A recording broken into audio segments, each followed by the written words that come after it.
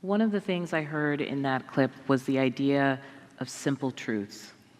And I can't think of an idea that has been destabilized more in the last couple of years. What is the truth to you? You know, that is such a loaded question. I think I've lately begun to sort of respond to that in sort of calling balls and strikes, collecting as much evidence as possible, widening out. You know, you'd mentioned Confederate monuments and kind of the stuff like that, and the whole argument is, oh, they can't do that. They're taking away our heritage. They're taking away our history. No, we're not. We know exactly when you put that up. You didn't put them up after a war. You put them up after the collapse of Reconstruction. And oh, by the way, the Confederate flag, which isn't the official flag of the Confederacy, but the flag that the Ku Klux Klan used, won in their night raids, only one of the battle flags of the Army of Northern Virginia is what we now call the Confederate flag. And that worked its way into all the state flags with the exception of Mississippi after 1954. Does anybody remember what happened in 1954? Brown versus Board of Education. So all of that stuff is kind of ridiculous. So you just want to widen it as possible, see it from as many perspectives as possible, and then figure out how the way in which you are superimposing story is detrimental to the accumulation of facts, because that's the problem. Life doesn't order itself in Aristotelian fashion. And so the question, what is truth, doesn't have an answer. It requires a process, and it requires an adherence and a dedication to that process day in and day out. I can make a film on the Vietnam War in 2 years. It took 10 and a half to do this one, because this took a lot of time to try to figure out and average all of those different voices. It's, you know, we're in our 6th, 7th year on the revolution, and we've got 2 to go, and they're 2 terrifyingly short years. So, but when you're doing things that have such a long time span, I mean, quite literally, the history can change. Of course, and that's why you don't want to write the script from the beginning and have it locked in stone like it just came down from Mount Sinai.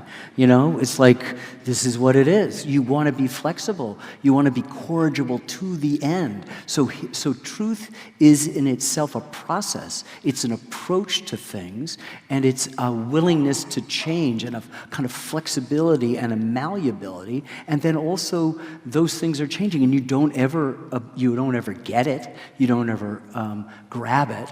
I mean, I can tell you in another way, 1 and 1 equals 2. That's the truth, right? But all the things that matter in our lives, everybody's lives here, either in our art or our faith or our relationship, is where 1 and 1 equals 3, where the sum of the whole is greater than the sum of the parts. That's what we look for. And that equation I'm as interested in as the fact and the truth of 1 and 1 equaling 2. I know that 1 and 1 also equals 3, and that's the truth too. And so this is a big, huge, existential, artistic, but more, it's not a thing as much as it is a process. And so I've called it just balls and strikes. We're not subscribing to any particular thing. You mentioned 1619, the god-awful 1776 thing that was thrown up as the flack to oppose it. This was a counter movement to the 1619 project to try and reestablish once again, it's just the history. Reactionism. And revisionism is itself nearly always unforgiving, just as the old thing it's trying to replace is usually bankrupt. And so what you need to find is some place in which those accumulating facts are not used as weapons to make an argument, but are just presented as what happened. One of the luxuries you have is time. Yes, huge. So people, you know, it is said that journalism is the first draft of history. And no one ever turns in a rough draft. Yeah, exactly. What's the long doc? The second, the third? Where does it fall on the spectrum of storytelling to you? What's that? The long documentary between the first draft and the history book. I don't know. It's definitely not a book. It doesn't contain a fraction of the information, but it has this wonderful thing, which are images that often, as we used to say, we're worth 1,000 words, and I think they've probably been devalued by the ever-increasing number of their brethren. So maybe it's 250, I don't know if it's 500, but you do have this power. You know, all of the art forms, when they die and go to heaven, want to be music, because music is the only art form that's invisible. Like all the art forms have a kind of plasticity, right? So all the metaphors of the editing room are about music. They're not about the dialectics that we're engaged in.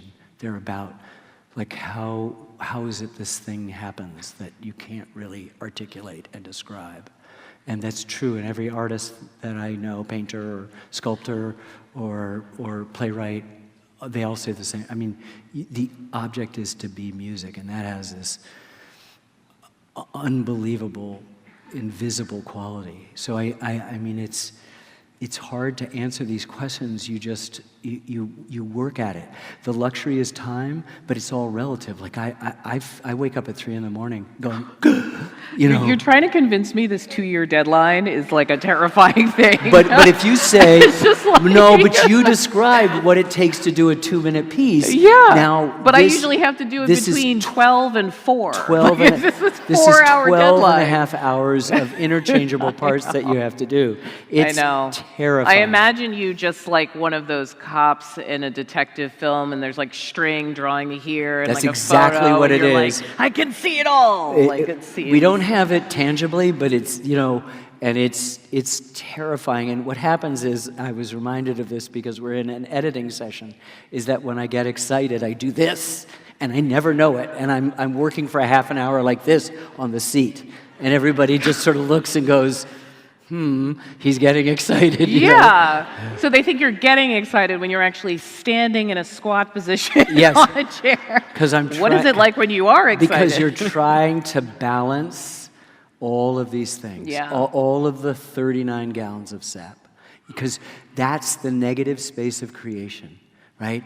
It's like a block of stone brought to the sculptress's studio, and what we see in the gallery or the museum is the end result, and she is as responsible for what's on the floor, what's not put in. It doesn't make part 2. It doesn't make part 3. It's not a sequel. It's not a prequel.